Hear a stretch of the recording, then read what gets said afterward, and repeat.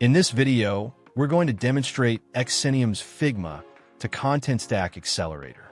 Design handoffs, rebuilds, repeated modeling, duplicated components, all costing you time.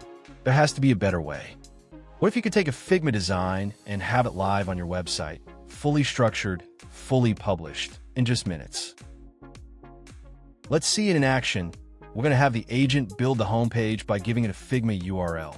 It will fetch design, generate schema, create entries in Contentstack, then publish and render the page. At the core are XCentium's AI workflows and skills. The agent pulls the design and breaks it down into components and structure. Then it analyzes, generates the content models and entries in Contentstack. Finally, it produces a React component rendered and published as a live page. And just like that, the agent completes the run. The page is fully rendered and live. Let's take a look at the final result on the front end. Here's the live page in action. Hero, content blocks, and visuals, all powered by Contentstack. A fully integrated headless page, end-to-end.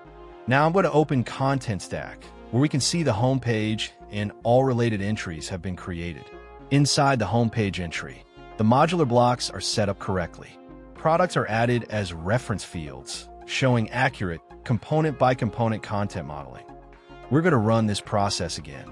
This time, we run on the PLP to showcase that this agent takes into account components that exist already.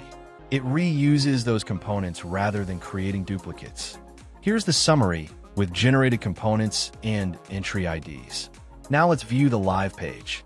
Here's the live PLP fully generated from Figma and rendered in real time.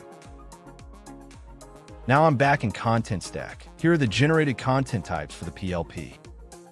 Jumping into a product entry, I'll scroll through and open one of the reference products.